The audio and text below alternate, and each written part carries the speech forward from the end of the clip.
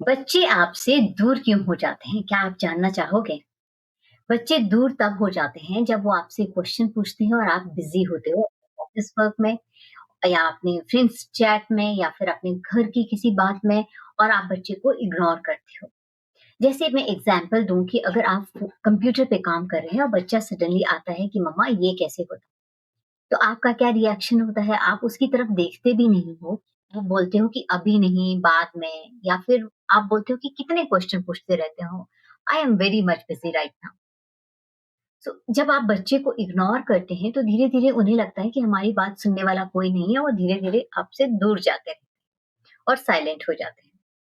और आपको लगता है कि आपके बच्चा सडनली साइलेंट हुआ है, पहले तो वो बहुत बोलता था। लेकिन उसके पीछे का रूट कॉज़ क्या है? पहली बात मैं आपको कहना चाहूँगी कि हर कोई आज की लाइफ़ में बिज़ी है, मैं भी बहुत बार बिज़ी होती हूँ क्योंकि मेरा एक अ, बहुत बड़ा प्रॉब्लम है अगर आप प्रॉब्लम बोलो या अच्छी चीज़ बोलो, जब मैं कुछ काम कर रही होती हूँ, I am very much focus into it and when somebody is talking to me, I feel so irritated and it happens many time with my children also कि मैं काम कर रही हूँ और मेरे पास आके वो कुछ माँग रहे हैं, तो मैं बहुत इरिटेट हो जाती थी। फिर मैंने सोचा कि यार, इनकी क्या गलती है? They want something from me and they don't know how much important thing I am doing. What is my nature? Slowly they will understand. Then I told them one day, when I do work, I do it very much with very much intensity. When you ask me, it break my rhythm. So whenever you want to listen, ask something, you please wait, stand near to me. I'll pause it and will talk to you. Or if it is not that important, you can talk to me after this. I'll come to you, I'll talk to you, and make sure you are going and talking to your child what you are saying at that point of time. Do not break the trust of your child. I did this and it happens with me because हर बंदे का एक level होता है कि आपको कुछ काम कर रहे हो तो आप बिज़ी हो, आप नहीं बात कर सकते हो, तो आप उसे बोलो थोड़ी देर बाद मैं बात करता हूँ, if it is not that important and if it is important you just tell me I will pause it and will talk to you. धीरे-धीरे आपके बच्चे ये चीज़ समझ जाते हैं। तो मैं आपको बताती हूँ कि 5 क्या मिस्टेक्स हैं जो आप अवॉइड कर सकते हो। जैसे ही आपका बच्चा आए, आपसे बात करना चाहे, आप इग्नोर मत कीजिए। आप फ़ोन या कंप्यूटर को साइड में रख के पॉज़ कीजिए और ask from him by putting by showing the eye to eye contact. If it is really important, I can talk to you right now. If it is not, can we talk after 10 minutes and just if he's saying right now, talk to him.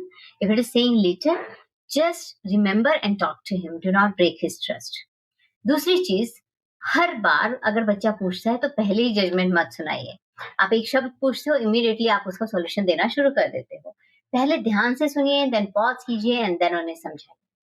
तीसरी चीज आपको करनी है कि अगर मैं busy हूँ आप बार बार कहते हो तो बच्चा आपसे दूर होता जाता है। इसलिए ये चीज बार बार मत कहिए। 2 मिनट का कनेक्शन भी बच्चे के लिए ना एक बहुत बड़ी चीज होती है। आपने उनसे थोड़ी सी बात करी ना और बताया कि what kind of important work you are doing, why it is important, तो बच्चा उसी में खुश हो जाता है। चौथी चीज आपको करनी है कि आप गलती पर ही उसे अप्रिशिएट डांट रहे हो, लेकिन जब अच्छा काम किया तो आपने अप्रिशिएट नहीं किया। जब आप बच्चे को एप्रिशिएट करते हो तो उसकी इमोशनल सेफ्टी बन जाती है।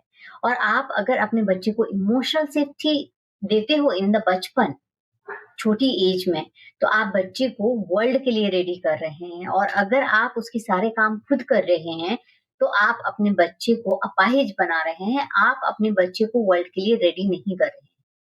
पांचवी गलती जो आप अवॉइड कर सकते हो, उनकी फीलिंग कुछ भी उसको छोटा मत समझिए। जो बात शायद आपको बहुत छोटी लगती है ना, वो उनके लिए बहुत बड़ी होती है। याद रखिए, emotional safety in early age is very very important for the children because that will decide his future. ऐसी ही छोटी छोटी टिप्स के लिए आप मुझे फॉलो कर सकते हैं, मेरे चैनल को सब्सक्राइब कर सकते हैं एंड लव यू ऑल।